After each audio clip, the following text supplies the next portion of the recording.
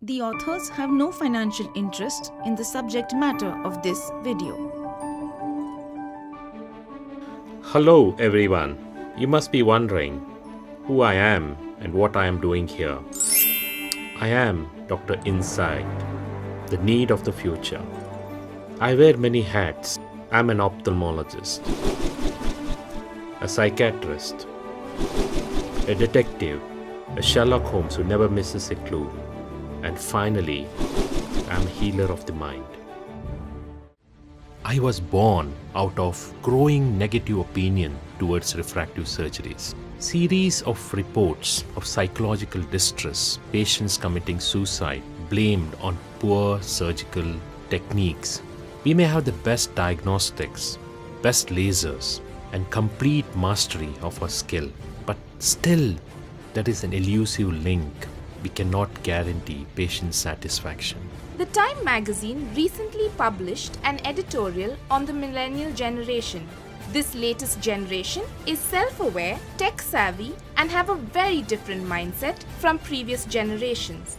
The problem arises because we as doctors are used to studying the human brain, which we can dissect scientifically. But we need to understanding the human mind. Each person's mental state depends on their beliefs, their experiences. Its dimensions are limitless. Unfortunately, when our inner voice is unhealthy, we no longer maintain a power of reasoning.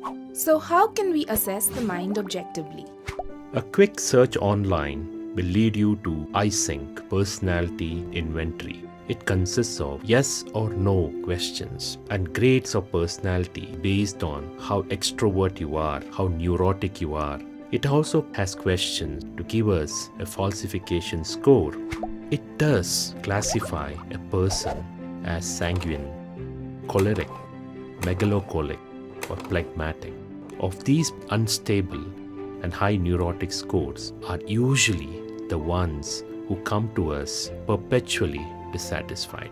These patients often present to us with complaints such as ghosting, doubling of objects, ocular discomfort. We use a O3 algorithm where we do a complete ocular examination, detailed optical examination which includes topography, aberrometry, and finally an orthoptic evaluation. So we asked 250 patients for their post-operative satisfaction. We found that 7 patients were unhappy. Majority had orthoptic imbalance. These patients were also found to have unstable personality types. But what is the connect? The neurological control of accommodation is influenced by state of mind. The near triad depends on coordination between convergence, lenticular accommodation, and pupil constriction. An imbalance of this often triggers a visual disturbance. This can be detected by instruments to measure real-time accommodation, showing a high baseline accommodation. This is what leads to blur and double vision. So how can we integrate this into our practice? Patients who are noticed to display odd or aggressive behavior are asked to fill out a personality questionnaire. We also need to be very vigilant in our observation for clues in patients. We notice how they speak, continuity in their thoughts, the way they dress, the relationship they have with their family members for possible cause of emotional turmoil. If we observe normal behavior patterns, we can go ahead with surgery hassle-free. But when we observe certain suspicious but not specific signs, we take extra precautions prior to surgery. But if we observe outright abnormal or red flags behavior, it is better to refer the patient for professional help and defer surgery. But referring to a psychiatrist can often be a taboo topic. Be very careful when you use the word mental illness and blame an organic or physical cause. Be sure to have a good psychiatrist with whom you can discuss this case. You also request the patient to come for orthoptic, both home-based and office-based treatment. Let's start off with few cases. A 27-year-old male underwent successful smile surgery for moderate myopia. 1 year later, he complains of constant discomfort interfering with his work. His topography and ocular examination were normal, but a barometry picked up an accommodation spasm. If you observe his scans carefully, you will notice an abnormally fluctuating pupil diameter and a consequent unstable refraction. The psychopathic control of pupil response is well established. You should rule out a personality disorder in him.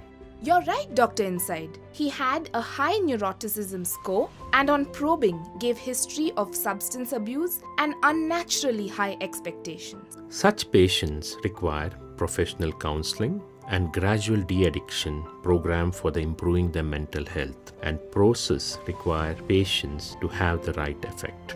Let's discuss one more case to clarify this. Sure, Dr. Insight. I remember a 28-year-old PhD scholar who wanted LASIK surgery, and as such, she was a viable candidate. But our trained staff noticed some odd behavior in her, and she was extremely irritated about having to wait for any small period of time. When she met me, she told me sometimes her vision gets blurred when she is stressed, typical of pseudo-accommodative spasm. Surprisingly, her personality type was stable.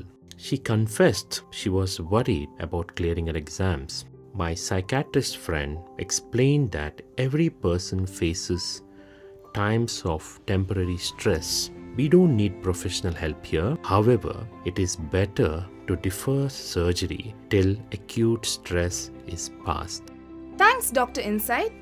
This questionnaire helps us predict which patterns can be problematic. It also helps us decide when to take extra precautions before operating, and it prevents us from operating where the patient will never be satisfied. Another good tool we can use is the pain catastrophizing scale. It helps us assess how a person perceives pain. We can use it for our cataract practice to decide which patients would not be able to tolerate topical anesthesia. Only if we had known when to be cautious, we could have avoided operating in some patients, which ended up being disasters for both us as doctors and for the patient and their family. Hey, that's all for now. I'll meet you next year with some more insights into human behavior and mind. But I forgot to tell you something. You don't need me all the time because I'm in you all the time. I'm simply a more wiser, sensitive, and insightful version of you. You have the power to be the same superhero, the insightful doctor in this video.